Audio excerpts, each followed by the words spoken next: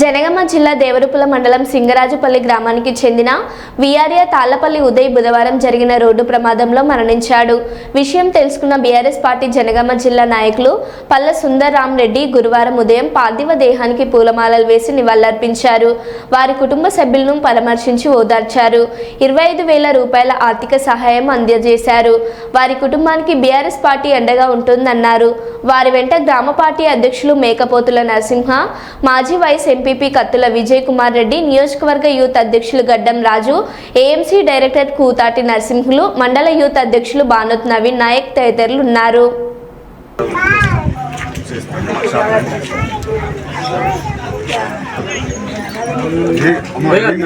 కొడుకు కూతున్నారు కదా.